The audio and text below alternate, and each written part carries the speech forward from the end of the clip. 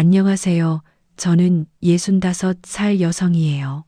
나이 들다 보니 죽기 전에 딱 한 번은 제 삶에 대한 얘기를 글로 남기고 싶다는 생각이 들었답니다. 친구들과 얘기하면서 내 인생을 글로 쓰면 대하 장편 소설 나올 거야 하며 허풍도 떨었어요. 하지만 그게 쉬운 일이 아니라 늘 생각만 했었죠. 그러다 이번에 큰 사고를 겪게 되면서 결심했답니다. 부디 끝까지 듣고 저와 같은 실수하지 않으셨으면 좋겠어요. 일단 전 가난한 집에 둘째로 태어났어요. 그 당시엔 남아선호 사상이 심했기에 저와 첫째 언니는 공부보단 돈 버는 일을 해야 했었죠. 아주 어릴 때부터 신문도 팔고 공장도 다녔고요. 그러다 전 18배 남편과 우연히 만났죠. 빛이 난다고 해야 할지 아님 한눈에 반했다 해야 할지 그 사람은 꼭 다른 세계에서 온 것 같은 그런 분위기를 풍겼답니다. 그런데 하필 그 느낌이 맞았다는 게 문제였죠. 그는 한마디로 온실 속 화초처럼 자란 귀한 집 도련님이었어요. 그래도 어린 나이에 현실적인 걸 따질 리 없었고 운명이라 여겼죠. 우린 만나고 얼마 안 돼 혼인을 약속했을 정도로 무모했답니다. 허락 그런 거 안 해주면 우리 둘이서 살면 그만이야. 걱정 마. 내가 다 알아서 해. 난 너 없으면 못 살아. 나도 너 없으면 안 돼. 그러니까 당연히 같이 살아야지.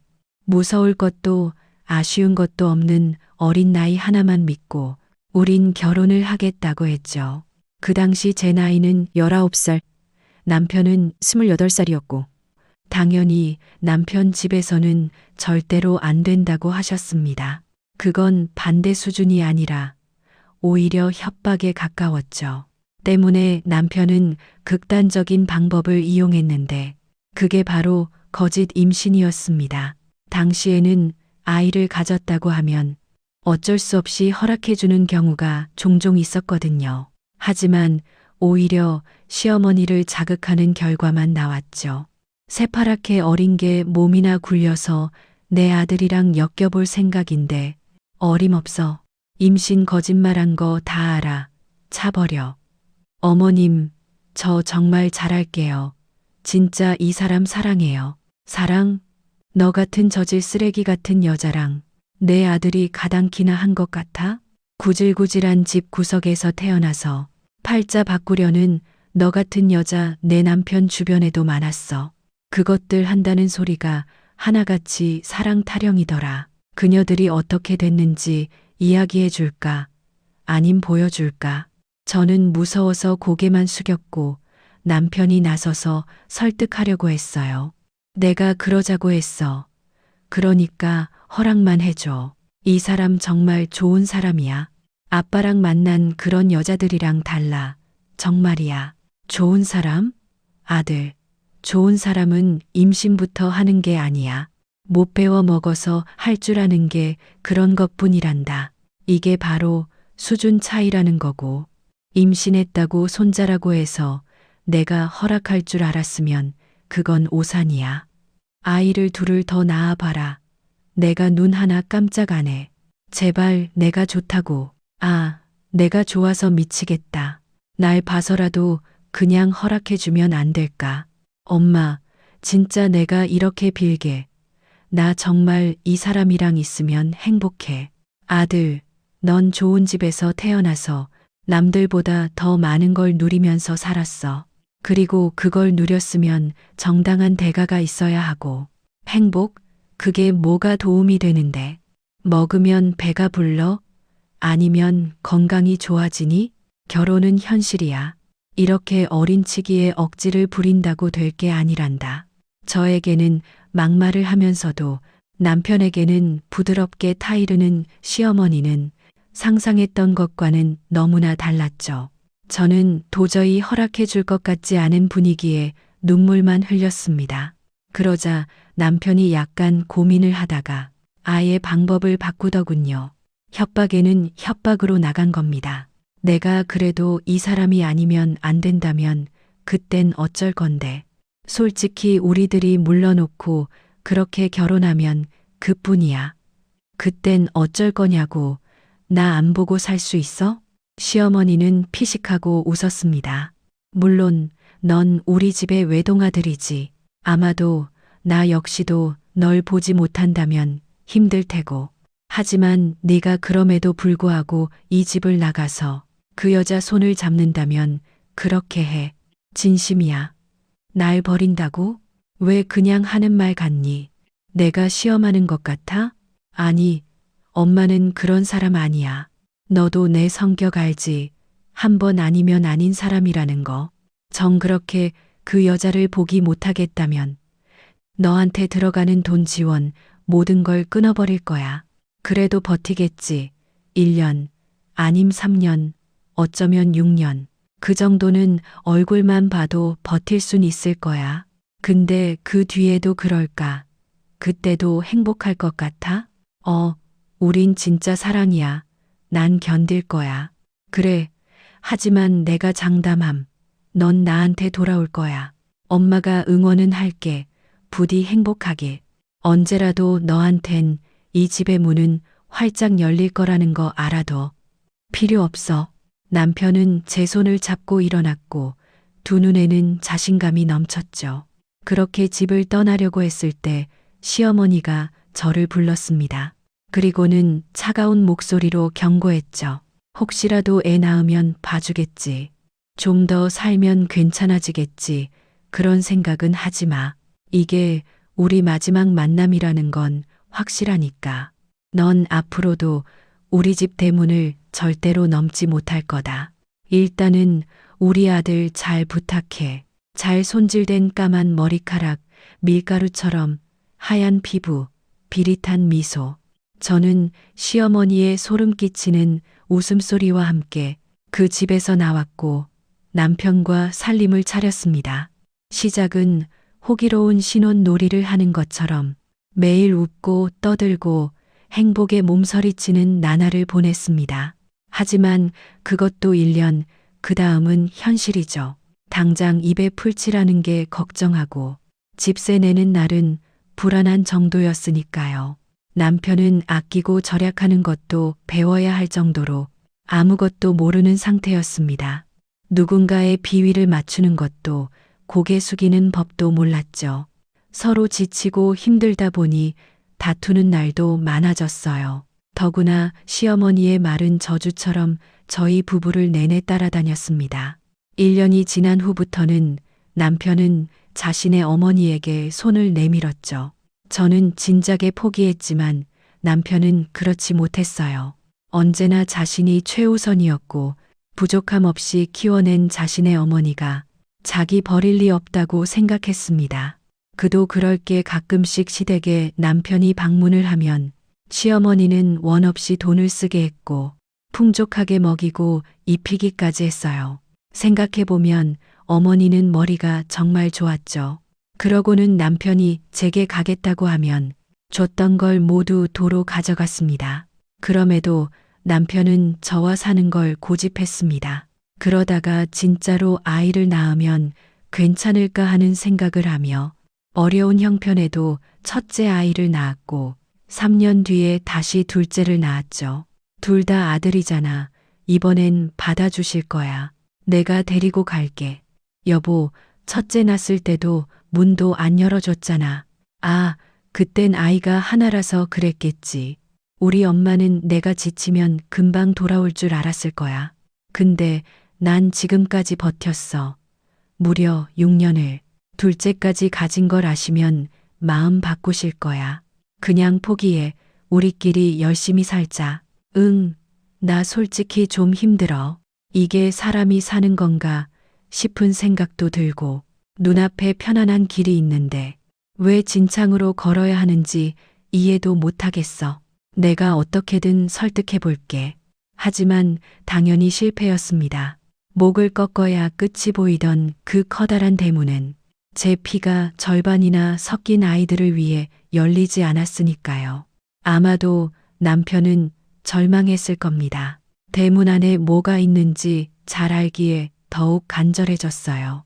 반면 저는 무겁게 느껴졌을 거고 저 역시 짐처럼 생각이 되었을 겁니다. 그렇게 남편은 두 아이와 저를 버리고 대문 안으로 도망을 쳤죠.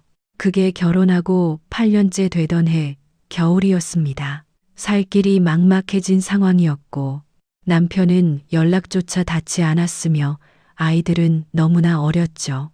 그래서 저는 그때 나쁜 생각도 했었어요. 연탄불 피워놓고 함께 죽는다면 어떨까 하는 생각을 하루에 12번도 넘게 했었으니까 말이죠. 하지만 아이들의 맑은 눈동자가 저를 온전히 바라보고 있으면 정신이 퍼뜩 들어서 제 뺨을 몇 번이고 내리쳤습니다. 내가 미쳤지. 엄마가 미안해. 엄마가 정신 차릴게. 그 뒤에는 이를 악물고 살았어요. 엄마이기 때문에 아이들을 지켜야 한다는 마음으로 버텼습니다. 닥치는 대로 일을 했고 손에 물이 마를 날이 없었어요. 그렇게 20년을 일을 하니 손에 돈이 좀 쥐어졌죠. 철새처럼 집을 옮기는 게 싫어서 빛이 잘 드는 집을 한 채 사게 됐고 땅값이 오르면서 남들에게 아쉬운 소리하지 않아도 될 정도가 되었죠. 물론 부자라고 할 수 없는 수준이었지만 바닥에서부터 시작했기에 저에게는 천금과 같았고요. 심지어 아들들도 굉장히 잘 자랐습니다. 큰아들 현석이는 공부를 잘해서 대학도 좋은 곳에 들어가 공기업에 취업했고 작은 아들 현욱이는 공부에는 소질이 없었지만 엇나가지 않고 바르게 잘 컸고 비록 작은 회사기 해도 꾸준하게 오래 다녔고요. 제가 그 아이들에게 늘 하는 소리가 있었습니다. 현석아, 혹시나 결혼하고 싶은 사람 있으면 언제든 데리고 와. 알지? 알았어. 엄마는 또 그 소리야. 알아서 데리고 올게. 그러니까 혹시나 숨기고 그러지 말라고. 알아. 누구라도 괜찮다 뭐.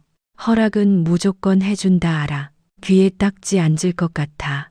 큰아들 현석이가 찔끔하자 작은 아들이 끼어들어 말했죠. 그것도 있잖아. 행복하게 해줄 수 있을 때 만나라고. 엄마 걱정 마. 형이랑 나는 우리 아빠처럼 안 그래. 두 아이 모두 남편이 저희를 버린 것은 기억하지 못해도 몇 번이고 시댁의 대문 앞에 서 있던 건 기억을 했습니다. 마음은 아팠지만 적어도 제 아이들은 그런 고통을 느끼게 하고 싶지 않았죠.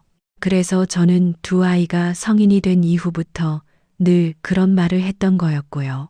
그렇게 미리 교육을 했던 게 좋은 영향을 줬는지 아이들은 차례대로 결혼할 여자를 데리고 왔습니다.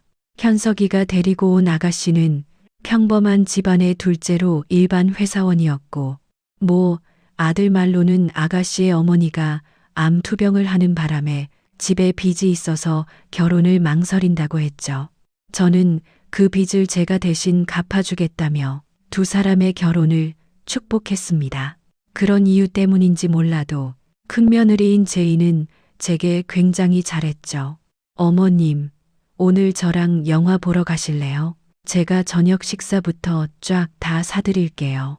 네, 왜? 현석이 같이 가는 게 더 좋지 않니? 싫어요. 저는 어머님이랑 시간 보내는 게 훨씬 좋아요. 그리고 저 여기서 살고 싶어요. 어머님이랑 같이요. 불편하지 않으면 저희 같이 살아요. 제발요. 그래도 여긴 현욱이도 있는데 네가 불편하지 않을까? 도련님이랑 친하니까 오히려 좋죠. 이렇게 명절에만 오는 거 너무 정없잖아요. 저를 딸이라고 생각해 주세요. 여기 방도 많고 허락해 주실 거죠? 그래. 진짜요? 어머님 최고. 진짜 우리 어머니가 제일 좋아. 아들만 키워서 그런지 저는 초반에 며느리가 익숙해지지 않았습니다. 그래도 저를 좋아한다는 건 다행이었죠. 또 시간이 흐르니 싹싹하고 애교 있는 며느리가 좋다는 생각도 들었고요. 동네에 저를 아는 사람들은 하나같이 며느리 복이 있다고 저를 부러워했을 정도였습니다. 그러다가 딱 1년 뒤에 현욱이가 장가를 가게 됐죠. 동네에 무슨 모임으로 만났다고 하는데 솔직히 처음 봤을 때는 좀 놀라긴 했습니다. 나름 차려입는다고 입었는데 엉덩이가 보일 것 같은 짧은 치마에 귀에는 주렁주렁 귀걸이만 5개가 달려 있었어요.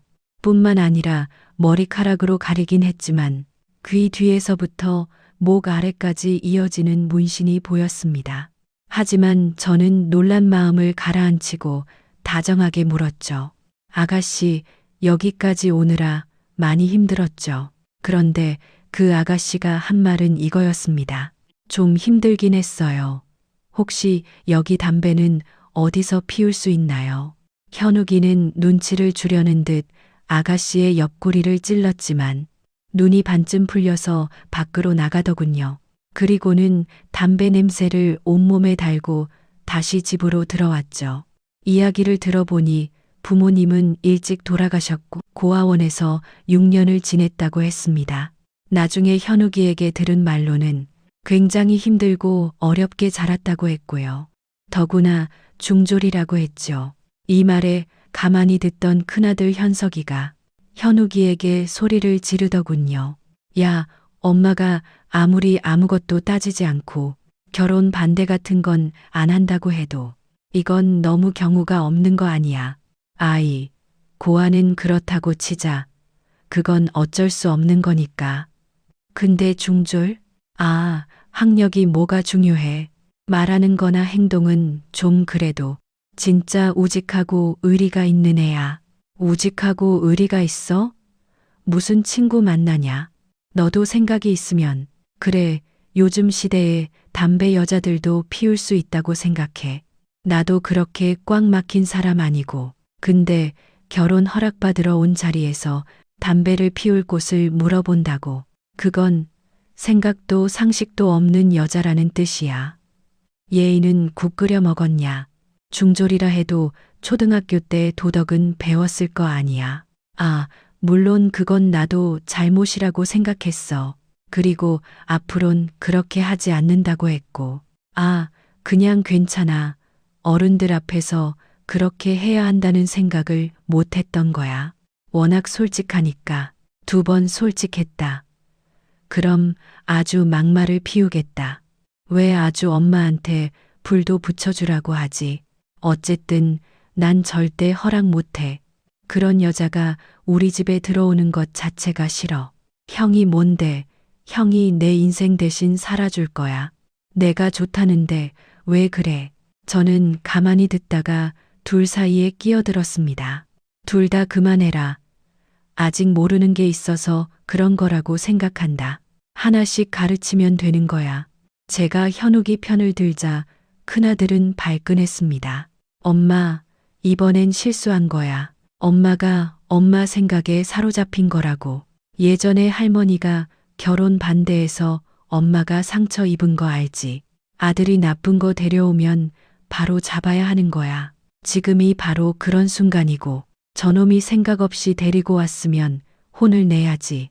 물론 그건 큰아들의 말이 맞을 수도 있었습니다. 제 과거와 그간 아이들에게 해왔던 말 때문에 반대를 할 수 없었던 것도 있었죠. 하지만 저는 제가 아이들만큼은 잘 키웠기에 정확히는 그 여자를 믿은 게 아니라 작은 아들의 선택을 믿은 거였어요. 하지만 저는 그 며느리의 눈조차 제대로 마주치기 힘들게 되었습니다. 왜냐하면 현석이의 우려는 어느 정도 맞아떨어졌기 때문이었죠. 실제로 작은 며느리는 보통 아이가 아니었습니다. 한 번은 엘리베이터에서 할아버지 한 분이 제 며느리의 문신을 보고 한마디 하셨죠. 요즘 것들은 피부가 도화지 줄 알고 그림을 그렇게 그려. 나라의 망조가 들었지. 아가씨도 그런 좀 가리든가. 아, 그러고 다니면 애들이 보고 따라해. 그러자 제 며느리는 오히려 어깨를 까며 그 할아버지에게 말했습니다. 할아버지가 내 도화지에 그림 그릴 때 보탰어요. 문신하면 나라가 망합니까? 그리고 제가 보여주고 싶어서 한 건데 왜 가려요? 따라하든 뭘 하든 그건 그쪽 선택이고 별것도 아닌 걸로 시비 거는 거나 애들한테 보여주지 마세요. 그러다가 칼 맞아. 이 어린 년이 어디서 그래. 나 어린 년이다. 그럼 넌 늙은 놈이니. 아주 미쳤군. 머리가 돌았어. 어른한테 감히. 어른이 어른다워야지. 씨발라 먹는 소리하고 자빠졌네. 객관적으로 봐도 작은 며느리는 문제가 있었습니다. 언행도 거칠어서 동네 사람들과 싸우기도 많이 했고 제 앞에서도 가감없이 드러냈죠. 결국 이후 신혼집을 마련할 자금이 없어 저희 집에 머물렀기 때문에 큰아들 내외와 많이 부딪혔고 차림부터 흡연 문제로 아파트 사람들과 갈등도 있었죠. 문제는 그게 사이가 좋던 현욱이와 현석이의 형제 싸움으로 번졌다는 겁니다. 저는 그 사이에서 머리가 터질 것 같았죠. 너희 둘까지 왜 그래? 형한테 잘못했다고 해. 형이 먼저 마누라 간수 잘하라는 식으로 했다고.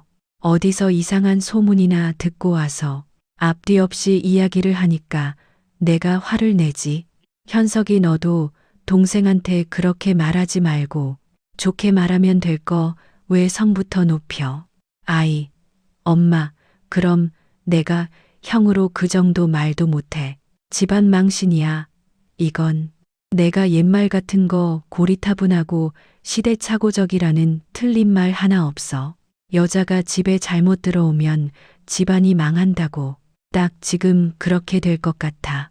여자한테 미쳐가지고 이야기를 대충 들어보니 작은 며느리가 외간 남자와 만나 바람을 피우고 있다는 말이 동네 사람들 입을 통해 돌고 있다고 했습니다. 현석이는 그 이야기를 듣고 동생에게 그런 소문이 나지 않게 단속하라고 했다가 싸움이 났다고 했죠. 결국 그렇게 몇 번이나 다투더니 큰아들은 다시 분가를 해서 집을 나가버렸습니다. 엄마로서 마음이 정말 좋지 않았어요. 따로 사는 거야. 뭐 이전부터 그렇게 해서 상관은 없었지만 아이들 사이가 나빠진 건 한 번도 상상해 본 적이 없었기 때문입니다. 그러다 보니 작은 며느리가 미워졌어요. 저도 모르게 애교도 많고 싹싹한 큰 며느리에게 좀 더 정이 가기도 했고요. 큰 며느리는 작은 며느리가 자리를 비운 걸 확인하면 저희 집을 찾아왔습니다. 오로지 제 말동무를 해주려고 했죠. 현석 씨한테 들었는데 옳게 전과가 있다고 하더라고요. 경찰인 친구 통해서 들었다고 해요. 어머님도 그러니까 조심하세요. 누구 작은 애 말하는 거니? 지민이요. 차라리 처음부터 결혼을 안 시켰으면 어머님도 이렇게 마음고생 안 했을 텐데. 현석 씨 집에서 나가고 난 다음에 술도 마시고 어머님 걱정에 잠도 잘 못 자요. 물론 저도 그렇고요. 혹시 올케가 이상한 짓은 안 해요. 뭐 돈을 달라거나. 아니야, 그런 건 없어. 조심하세요. 무슨 일 있으면 꼭 저한테 이야기하셔야 해요. 제가 늘 어머님 편인 거 알죠? 그래, 말이라도 고맙다. 대부분은 전화로 큰며느리인 제희와 이야기를 하면서 스트레스를 풀곤 했습니다. 어떤 날에는 작은 며느리에 대한 이야기를 했고 또 어떤 날에는 제 친구들 이야기도 했죠. 그런 이야기가 쌓이다 보니 몇 번은 불만을 섞어서 욕을 한 적도 있었어요. 그리고 문득 저 스스로가 너무나 추하다는 생각을 하게 되었죠. 뭐라고 꼬집어서 표현하기 힘든데 추하게 늙은 느낌이 들더라고요. 그래서 작은 며느리와 진지하게 이야기를 했습니다. 이제까지 좋은 시어머니가 되려고 그 아이에게 한 번도 잔소리를 하지 않았기에 그 아이 입장에서도 놀랐겠죠. 짧은 치마부터 담배 피우는 것, 남자들과 서슴없이 동네를 활보하는 것까지 모두요. 그랬더니 작은 며느리가 한참 생각하다가 저를 똑바로 보고 물었습니다. 왜 이제까지 말을 안 하셨어요? 저는 조심스럽게 말하려 고민하다가 생각을 바꾸고 그 아이 방식으로 솔직하게 말했죠. 멋진 시어머니가 되고 싶어서 그랬다. 다 이해하고 다 품어주는 그런 시어머니 되려고. 그럼 이제 멋진 시어머니 되기 싫다. 이 뜻인가요? 아니, 멋진 거 말고 바른 시어머니가 되려고. 잔소리로 받아들이면 어쩔 수 없지만 네가 만약에 내 이야기에 귀를 기울이고 바꾼다면 난 다시 멋진 시어머니가 될 수 있을 것 같은데 어때? 근데 저는 담배 끊을 생각도 없고 옷차림도 이게 좋은데요. 그리고 남자들은 제 가족이나 다름없어요. 고아원에서 같이 자란 친구들이니까 제게 남자가 아니라 가족이죠. 보통 제가 이렇게 나오면 말이 통해야 하는데 쉽진 않았습니다. 그래서 저는 이렇게 말했죠. 그럼 초대해라. 네? 초대요. 요리 아니며 그럼 당연히 나도 알아야지. 너희 가족들이랑 같이 보자. 헌데 그 초대로 인해서 저는 작은 며느리에 대해서 더 잘 알게 됐습니다. 초대한 사람들은 하나같이 거칠고 투박한 사람들이었죠. 하지만 더없이 솔직했습니다. 고아원에서 자랐고 사람들에게 무시받는 게 일상이었다고 했죠. 고등학교 졸업과 동시에 사회로 내려갔는데 그때 자신들을 괴롭혔던 것은 바로 어른들이었다고 합니다. 그러니 겉으로라도 강해 보이기 위해서 문신을 하고 담배에 손을 댔다고 하더군요. 누군가 공격하면 더 큰 공격을 하는 이유 역시 그런 거였습니다. 더구나 그걸 제지한 사람도 없었다고 했죠. 고아라고 말하는 동시에 그들을 동정하고 바로 수긍을 했다고 하더군요. 작은 며느리는 이런 말도 했습니다. 제가 제일 싫었던 게 동정이었거든요. 부모가 없는 고아라고 하면 다들 이해한다는 그 눈빛으로 그래, 넌 그래도 되지. 너처럼 살 수밖에 없겠다. 그렇게 수긍해 버리죠. 제가 겪은 어른들은 다 그랬어요. 그래서 저는 오기가 생겼던 것 같아요. 지기 싫어서, 아니 관심을 받고 싶었을지도 모르죠. 저도 제가 왜 이러는 건지 잘 모르겠어요. 그날 이후로 저는 며느리가 받고 싶어하는 관심을 줬습니다. 딸을 키워본 적이 없어서 그게 적당한 관심인지 괜찮은 정도인지도 모르겠어요. 그냥 예쁘다 곱다 칭찬해주고 맛있는 거 있으면 먹이고 종종 잔소리도 했습니다. 아, 물론 무뚝뚝한 며느리는 정말 끔찍하게 싫어했지만 그냥 그러고 싶었죠. 아무것도 모르면서 아는 척, 좋은 시어머니인 척했던 제 스스로가 부끄러웠어요. 그게 효과가 있었는지 한 반년 정도 지나니 작은 며느리는 변하기 시작했습니다. 지민아, 너 긴 바지 입은 거야? 어머, 너무 예쁘네. 추워서 입은 거거든요. 어머님, 좋으라고 입은 거 아니에요. 아, 그래, 짧은 것도 예뻐. 근데 너무 짧아. 얼굴만 보면 좋겠거든. 어머님, 진짜로 적응 안 되거든요. 그냥 작은 며느리라고 부르세요. 왜 이름을? 아, 뭐 어때? 너무 예쁜 이름이잖아. 난 평생 누구 엄마, 아줌마 그러다가 할머니 소리 듣는데. 그러니까 앞으로 내 이름 많이 불러주려고. 싫다고 그럴 거지. 근데 난 그럴 거야. 왜? 난 너보다 어른이고 내가 하고 싶은 거 할 거니까. 보통은 어이가 없어서 웃긴 했지만 딱딱했던 이전에 비하면 확실히 달라졌죠. 저는 그저 좀 더 솔직한 속마음을 전했고 어쩌면 그게 그 아이의 방식과 맞았을지도 몰라요. 늘 어린아이들을 이용하려는 어른들의 말에 휘둘렸다 상처받았을 아이에게 솔직함은 단단한 마음을 열 꽤 괜찮은 도구였던 것 같습니다. 그리고 제가 그렇게 하다 보니 확실히 알겠더군요. 제가 그간 예의라고 생각하고 말을 했던 것들이 사실은 가식이었다는 걸 말입니다. 전 그저 저희 시어머니보다 더 좋은 시어머니가 되려고 가식을 떨었던 거였죠. 큰 며느리에게도 그랬고 우리 아들들에게도 똑같았습니다. 그걸 깨자 저도 변하기 시작했죠. 가장 화를 내린 것은 큰 며느리였습니다. 어머님, 이런 말이 좀 그렇긴 한데 좀 변하신 것 같아요. 말투도 좀 거칠어지고 혹시 지민이 무슨 이상한 거 배운 건 아닌가요? 아, 저 정말 걱정되는데 솔직해진 거지. 그리고 난 이게 나쁘다는 생각도 들지 않아. 하지만 어머님, 지민이는 범죄를 저지른 여자잖아요. 제가 그때 말씀을 잘 못 드렸는데 폭행으로 소년원까지 다녀왔었어요. 진짜 조심해야 한다고요. 그래, 확실히 범죄를 저지른 건 나쁜 일이지. 그래도 난 지금의 지민이를 믿어보려고 해. 너도 이야기를 한번 나눠봐. 생각이 바뀔 거야. 말투가 투박해서 그렇지 절대로 이상한 애는 아닌 것 같더라고. 과연 그럴까요? 한 번 범죄자는 영원한 범죄자죠. 너무 그렇게 감싸지는 마세요. 큰며느리는 속 걱정을 하고 제게 주의를 주었지만 다행인 것은 사이가 소원해진 아들들은 어느새 화해를 했다는 거였습니다. 그리고 결혼 이후에 계속된 언쟁으로 제 눈치를 살폈던 작은 아들 현욱이도 점차 이전의 밝은 모습을 찾았고요. 엄마 덕분인지 지민이가 좀 달라진 것 같아. 뭔가 사람이 이전보다 유해졌다 해야 할지 표현하긴 어려운데 자주 웃는 것도 그렇고 그래 나도 그렇다. 나도 지민이 덕에 많이 웃어.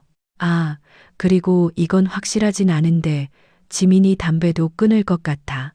예전에도 실패하긴 했는데 이번엔 또 모르는 일이지. 아, 그래도 일단은 모르는 척해. 알았어. 이 팔불출아. 얼른 회사 나가. 오늘 나 월급날이니까 고기 구워 먹자. 고기 내가 특별히 소고기를 사올게. 기대해요. 또 냉동 차돌박이 대패. 매번 똑같은 거 사오면서 기대는. 아, 그야 두고 보면 알겠지. 그날 저녁 저와 작은 며느리 지민이 그리고 큰아들까지 해서 현욱이를 기다렸습니다. 하지만 퇴근 시간이 한참 지나도 현욱이가 오지 않았죠. 분명 퇴근을 한다고 연락을 받았는데도 돌아오지 않는 겁니다. 그러다가 연락을 받은 곳은 다름 아닌 경찰이었고 이송된 병원을 알려줘서 우린 그곳으로 뛰어갔습니다. 병원에서는 사건이 뺑소니라고 했습니다. 피투성이가 된 제 아들은 의식조차 없었어요. 수술 동의서를 작성하자마자 수술은 시작됐습니다. 작은 며느리는 오열했고 저 역시도 뒤로 넘어갈 것 같은 정신을 간신히 붙잡고 서로가 서로의 얼굴과 손을 맞대고 수술을 기다렸습니다. 하지만 수술 후에도 아들은 깨어나지 못했어요. 아주 깊은 잠에 빠지게 된 겁니다. 의사도 계속 지켜보자는 말만 하더군요. 어머니, 현욱이 어쩌면 좋아요. 불쌍해서 분명 다시 깨어날 거야. 의사 선생님이 그랬잖아. 식물인간에서 깨어나는 사람이 생각보다 많다고. 무려 25% 1년 안에 깨어난다고 말이야. 의학적으로 식물인간 상태는 심각한 뇌 손상 후 최소한의 의식만 남아있는 상태를 말한다고 했죠. 이는 뇌의 고등 기능이 손상되어 자발적인 움직임이나 인지가 불가능한 상태를 의미한다고 하더군요. 비록 사고로 인해 식물인간 상태에 있는 환자의 절반 정도는 회복이 되어 일상생활에서 어느 정도 독립적으로 기능할 수 있지만 식물인간 상태가 길어질수록 영구적인 장애를 가질 확률이 높아진다고 했죠. 그럼에도 저희는 현욱이가 회복될 거라고 믿었어요. 정신력이 굉장히 강한 아이였으니 말입니다. 더군다나 사고가 있고 일주일 후에 뺑소니범도 잡혔다는 소식이 들려왔죠. 그때까진 뭔가 일이 잘 풀리는 듯 했어요. 하지만 작은 며느리 지민이의 태도가 돌변하기 시작했습니다. 어디론가 자꾸만 나갔기 때문이었죠. 올케는 또 안 보이네요. 도대체 어딜 그렇게 돌아다니는 건지 미치지 않고서야 됐다. 얼마 전까진 계속 병실 지켰어.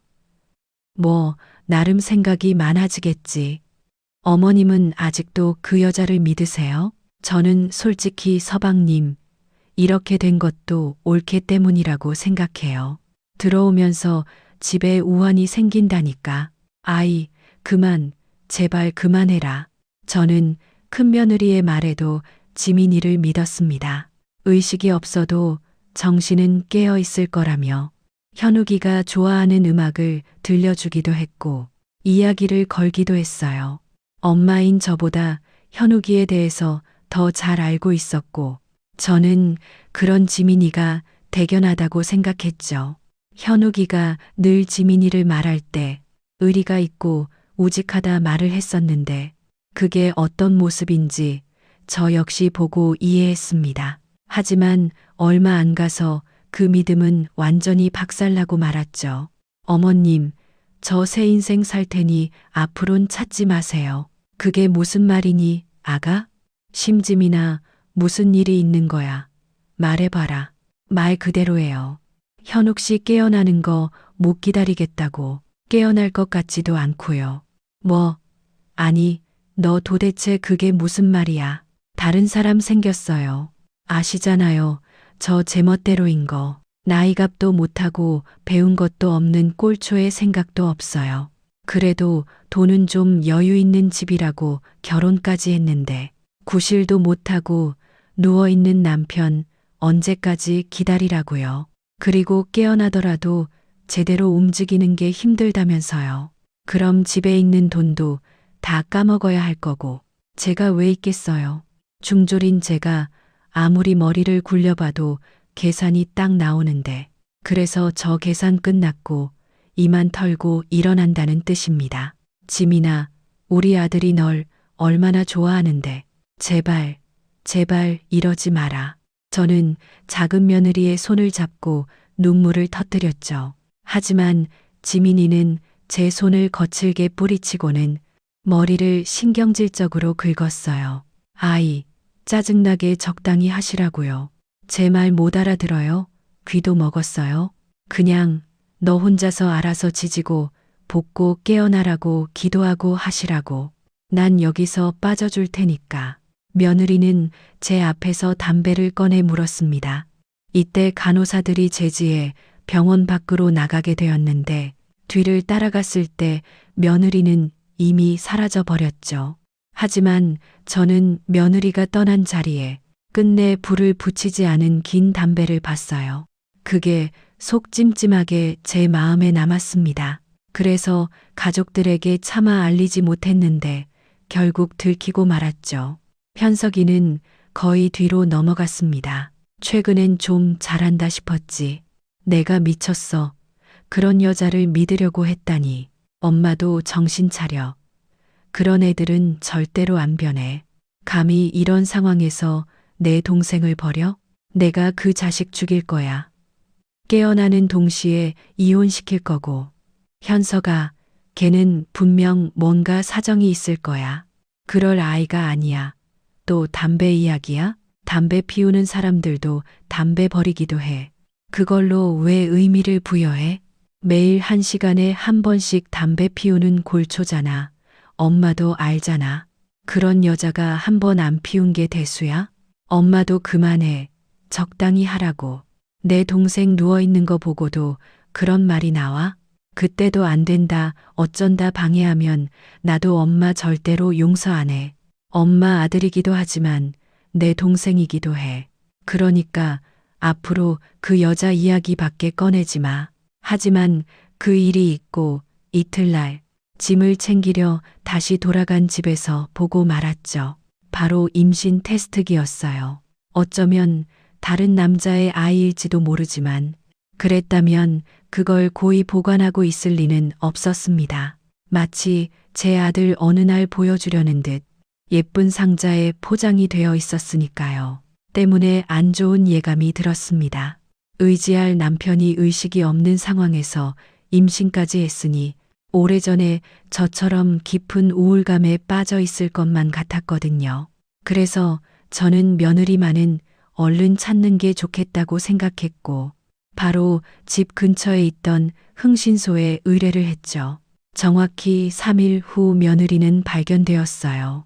흥신소 직원에게 들은 말은 충격적이었습니다. 저는 제 귀를 의심하고 되물었죠. 그러니까 지민이가 큰아들이랑 큰며느리를 쫓아다니고 있다는 말인가요? 네. 그리고 주기적으로 만나는 사람들이 있는데 저희 업계에서도 익숙한 얼굴입니다. 사진 전송해 드릴 테니까 한번 보시면 좋을 것 같네요. 이 녀석들도 심부름 센터를 운영하고 있는데 아주 거칠고 더럽게 일 처리하는 걸로 유명해요. 보니까 같은 고아원 출신이네요. 아, 저도 알아요. 아는 친구들이네요. 아세요? 질이 좋은 애들이 아닌데. 사진 속에는 제가 집까지 초대해서 밥을 먹였던 몇 명의 얼굴이 보였어요. 투박하고 거칠었지만 누구보다 지민이를 걱정하던 또 하나의 가족이죠. 저는 흥신소를 통해서 그들이 일하는 곳의 주소를 얻었고 그쪽으로 찾아갔습니다. 하지만 그분들은 절대로 협조적이지 않았죠. 아줌마, 한번 얼굴 봤다고 갑자기 친한 척하면 곤란해. 우리는 우리 일을 하는 거고 아줌마는 아들이나 잘 봐요. 식물인간이라며. 이렇게 나와 있으면 안 돼. 지민이? 그녀는 잘 지내고 있고 출발하려고 한다니까. 아줌마가 왜 찾아? 버린 년 하려고? 비아냥거리는 그 남자의 얼굴을 치고 싶었지만 저는 꼭 참고 말했습니다. 그 아이 내 가족입니다. 년이라는 말 하지 마세요. 아무리 친해도 그건 아니죠. 그러자 남자가 껄껄 웃으며 말했죠. 가족? 가족 같은 소리 하네. 아줌마. 우리 고아원 출신이야. 지민이도 우리도 다 가족 같은 거 없어. 부모도 죽었고 형제도 없는 인간들이라고. 그러니까 괜히 착한 척 하지 말고 우리 좀 솔직해집시다. 솔직히 열 받잖아. 아니야? 맞지? 죽이고 싶지? 이봐요. 누구나 부모는 언젠가 없어져요. 고아원 출신, 그게 뭐요? 그런 말하면 내가 내 가족 찾는 거 포기할 줄 알아요? 아님 싸구려 동정받고 싶어서 일부러 강조하는 건가요? 지민이는 내 가족이에요. 내 며느리고 내 아들의 아내죠. 난 지민이 찾아야겠어요. 혼자 있게 만들 생각 없어요. 내 품에 데리고 있을 겁니다. 제 울분에 찬 목소리에 비죽이 웃고 있던 그들의 표정은 당황스럽게 바뀌더군요. 그리고는 결국에 하나둘 진실을 토해놨는데 참으로 믿기 힘든 것들이었습니다. 그리고 그 이야기 속에는 절대로 다시 들을 거라고 생각하지 않았던 이름이 튀어나왔죠. 바로 저희 시어머니요. 어주버님 아드님 친놈. 그놈 때문에 지민이가 의심하기 시작했어요. 우리도 아는 놈이었어요. 돈만 주면 뭐든 하는 그런 질났고 양아치 같은 놈이죠. 그 말은 제 아들의 사고가 단순한 뺑소니가 아니라는 건가요? 네, 저라도 지민이처럼 그렇게 생각했을 겁니다. 거기다 사용한 건 대포차고 그 두 개만 봐도 뭔가 수상하지. 그놈 자수하기 전에 행적을 조사했는데 사건 일주일 전 만난 인물이 바로 그쪽 큰며느리였어요. 제이요? 제이랑 뺑소니 친 놈이랑 만났다고요. 네, 그럼 지민이 무슨 생각이 들까요? 당연히 큰아들 내외가 가장 의심스러웠어요. 이야기 들어보니까 김제이라던데 사기도 치고 라인댄스 강습 사기도 치고 이상한 소문도 내고 다니고요. 아주머니는 뭐 들은 거 없어요? 폭력 전과가 있었다거나? 근데 그건 소문은 아니고 진실이에요. 하지만 단순한 폭력이 아니라 괴롭힘 당하는 다른 친구를 구해주다가 싸움이 시작된 거죠. 지민이는 그 일에 재수 없게 휘말렸고 허약하기에 모든 죄를 뒤집어 썼어요. 구해준 친구가 지민이를 배신하기도 했고요. 진짜 억울하게 들어간 거죠. 상관없어요. 과거가 그런 소문 신경도 안 썼고요. 우선 저희 시어머니 이야긴 뭐죠? 그 여자랑 무슨 관련이 있다는 거죠? 그게 좀 복잡하니까 잘 들으세요. 앞서 말했듯 처음 그들이 의심한 것은 큰아들 내외였다 합니다. 이유는 뒷조사를 통해서 큰며느리인 제이에게 상당한 수의 빚이 있었기에 의심할 여지가 충분했죠. 공기업에 다니며 적지 않은 돈을 벌어오는 큰아들조차 감당 못할 그 빚이 만들어진 것은 충격적이게도 술집에 다니는 20대 중반의 애인 때문에 생긴 거라고 했습니다. 애초에 결혼 전부터 만남을 이어왔고 제가 갚아준 빚 역시 그 남자에게 갔다고 하더군요. 그들 중 하나가 제 앞에 사진 몇 장을 올렸고 그 안에는 제이가 한 남자의 몸에 올라타서 크게 웃고 있었죠. 일단 김제이 앞으로 있는 빚만 1억이 넘어요. 그러니 저희는 나름 가정을 했죠. 빚을 변제하기 위해서 아주머니랑 지민이 사이를 갈라놓으려고 했다. 그러면서 뒤에서는 이상한 소문을 퍼뜨렸다. 이건 말이 되잖아요. 하지만 뺑소니 친 건 좀 의아하죠. 억지로 유산을 모두 받기 위해서 그런 리스크를 감당하고 일 처리를 했다라고 생각할 순 있어요. 근데 그러려면 아주머니를 지워버려야지.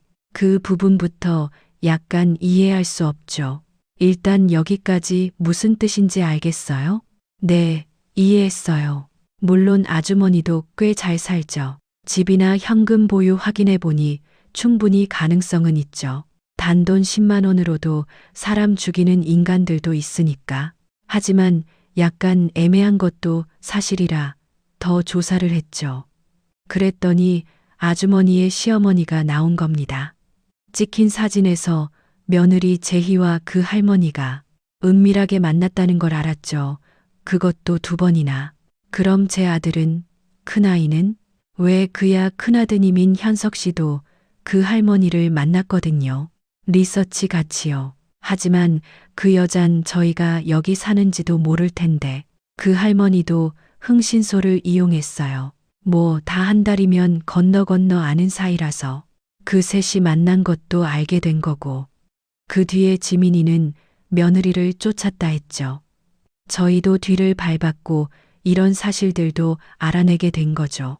아이, 도대체 왜 아주머니 어머니라는 사람 조사했어요.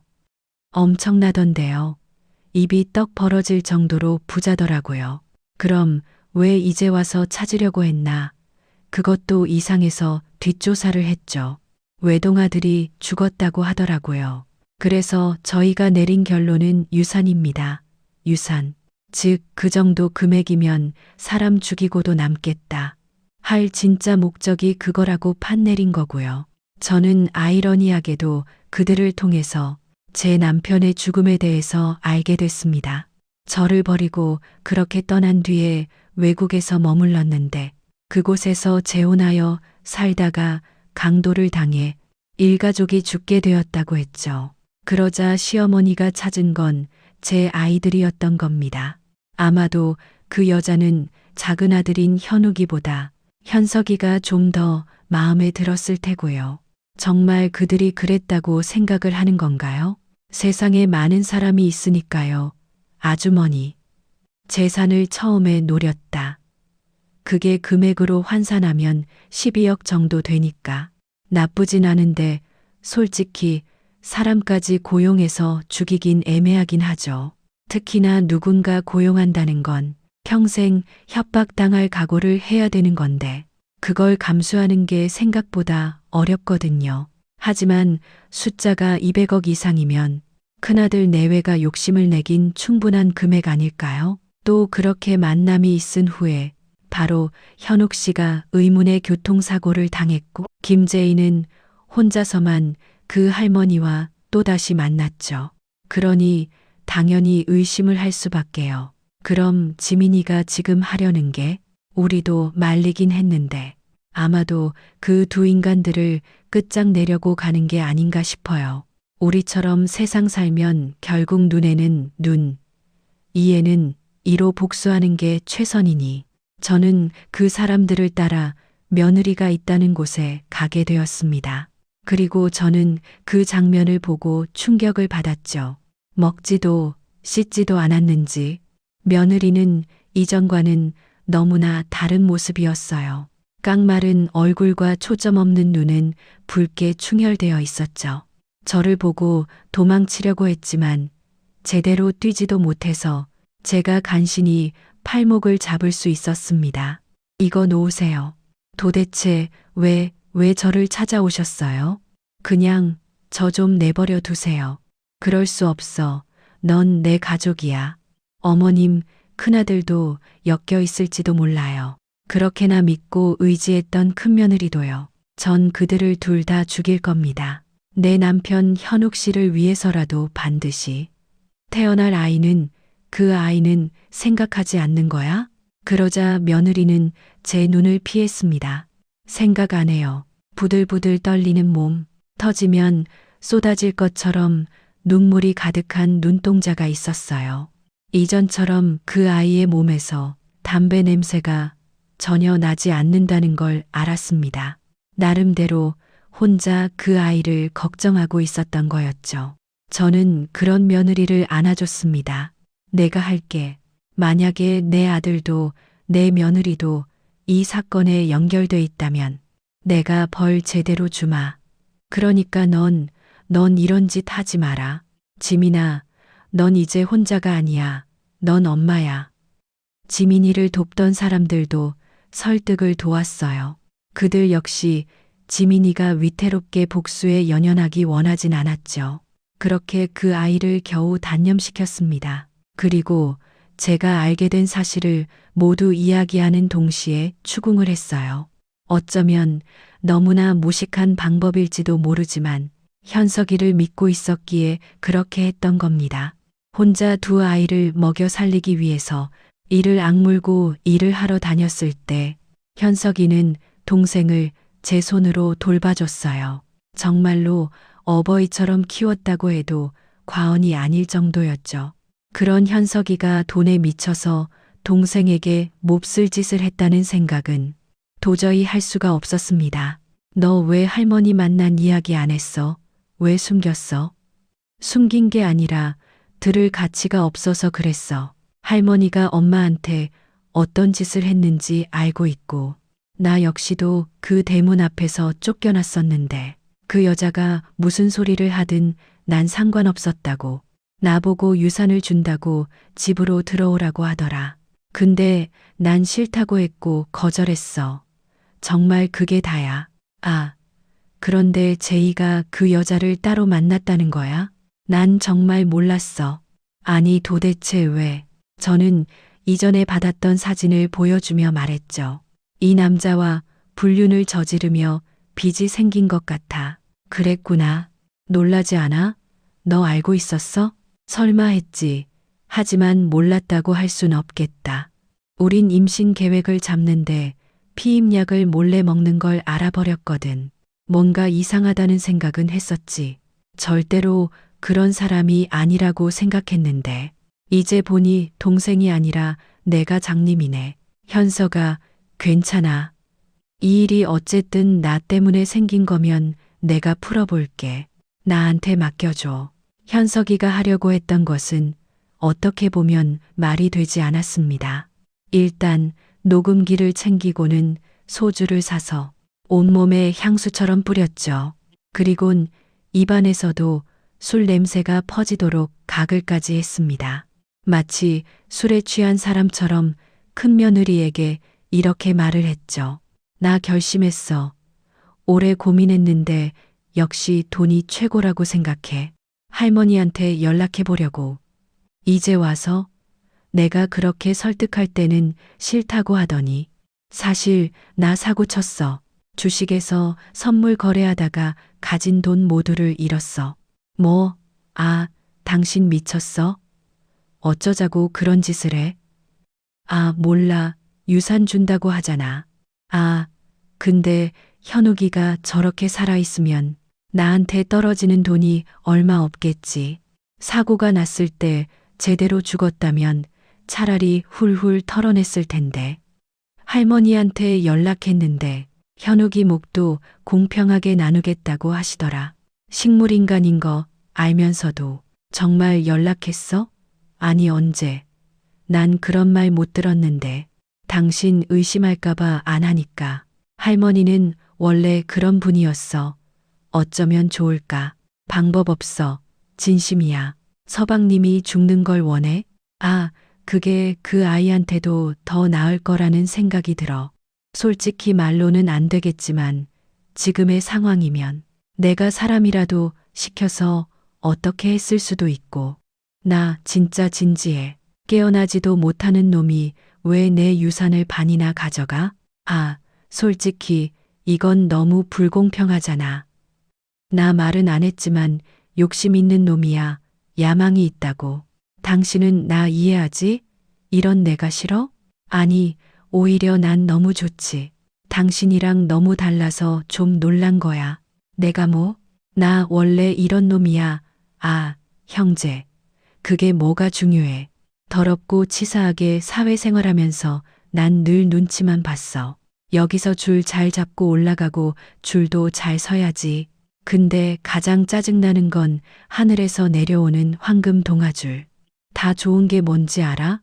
뱃줄, 탯줄 타고 나와야 된다는 거지. 아들은 그런 말 이외에도 제 욕과 작은 며느리에 대한 험담, 동생인 현욱이에 대한 불만을 쏟아냈습니다.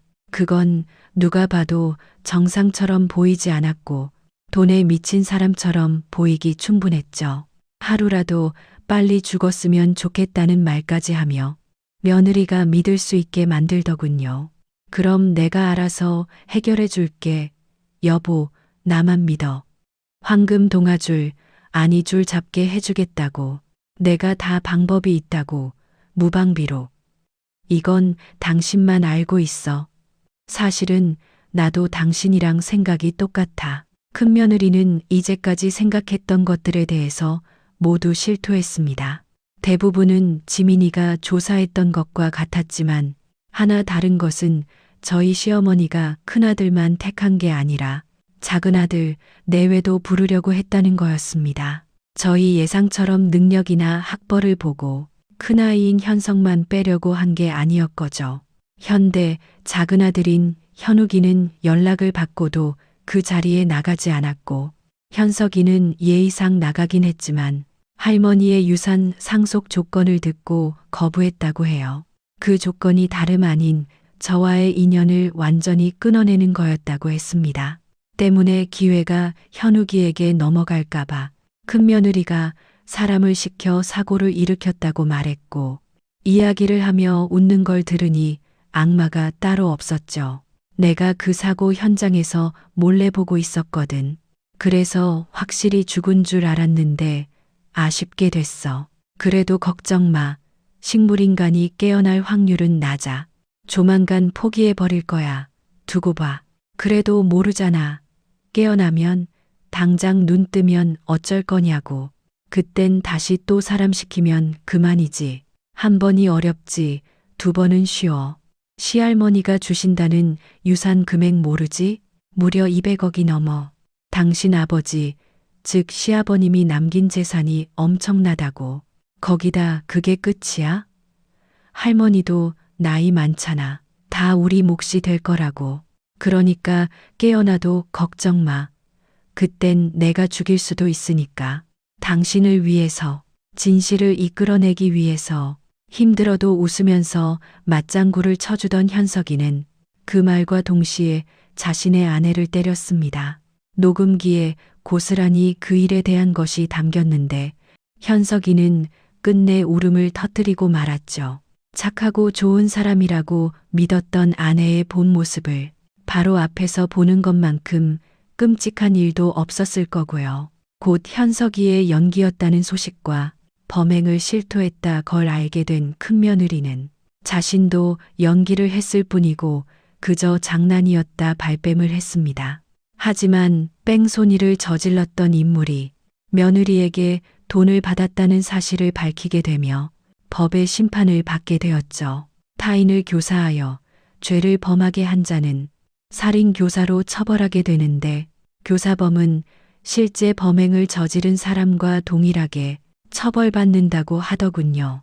즉 며느리 역시 현욱이의 생존 여부에 따라 살인 혹은 살인 미수죄가 적용되게 되는 겁니다.